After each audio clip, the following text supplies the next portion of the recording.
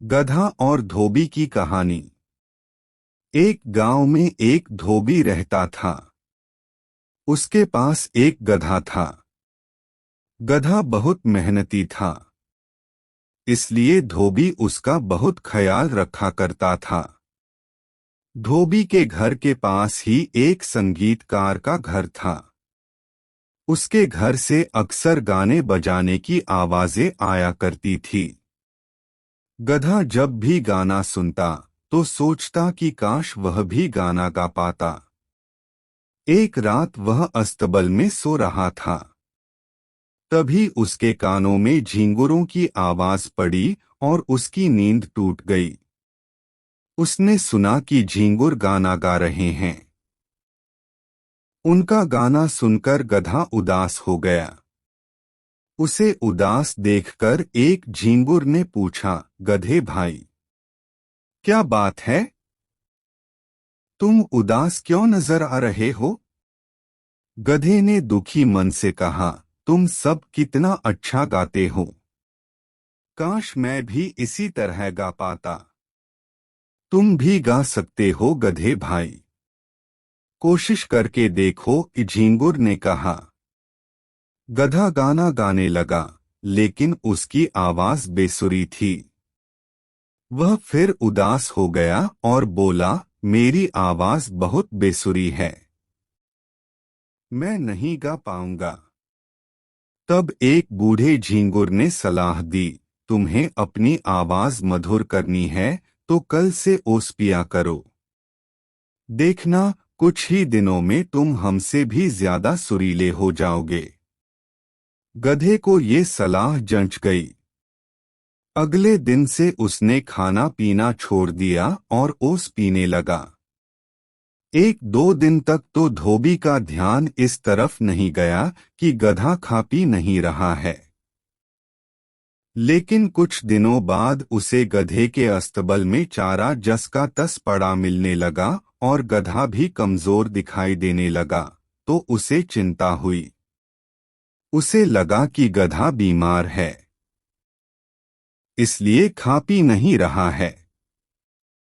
वह गधे को एक वैद्य के पास ले गया। वैद्य ने गधे के लिए दवाइयां दी।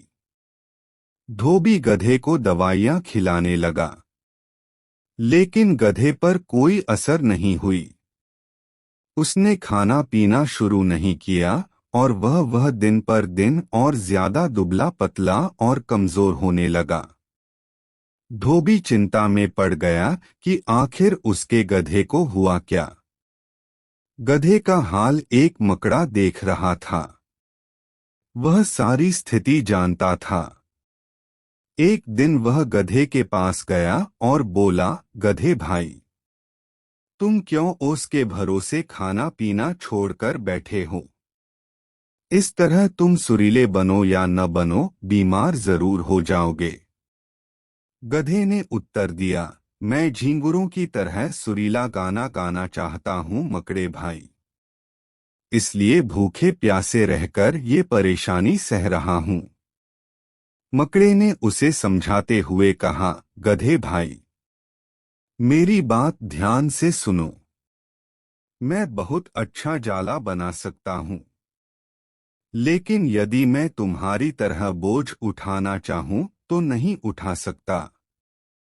उसी तरह तुम बोझ उठा सकते हो, लेकिन जाला नहीं बना सकते, न ही झींगुर की तरह गा सकते हो। हर जीव में अलग गुण और प्रतिभा होती है। तुम्हें उसका सम्मान करना चाहिए। जो कार्य तुम कर नहीं सकते, उसके पीछे क्यों अपनी वह प्रतिभा नष्ट कर रहे हो जिसमें तुम उत्तम हो? तुम्हारा मालिक भी तो तुम्हारी उसी प्रतिभा के कारण तुम्हें प्यार करता है। मेरी इस बात की समझो और कल से खाना पीना शुरू कर दो। गधे को मकड़े की बात समझ में आ गई। उसने अगले दिन से चारा खाना शुरू कर दिया। उसे खाता पीता देख धोबी ने सोचा कि वैद्य की दवा काम कर गई। वह खुश था कि उसका गधा ठीक हो गया। वह गधे के लिए और चारा ले आया और उसके पीठ पर हाथ फेरकर दुलार करने लगा। सीख गधा और धोबी स्टोरी इन हिंदी मोरल। दूसरों की नकल करने के बजाय अपने गुणों का महत्व पहचानो और उसका सम्मान करो। आशा है आपको धोबी और गधा स्टोरी इन हिंदी पसंद आई होगी।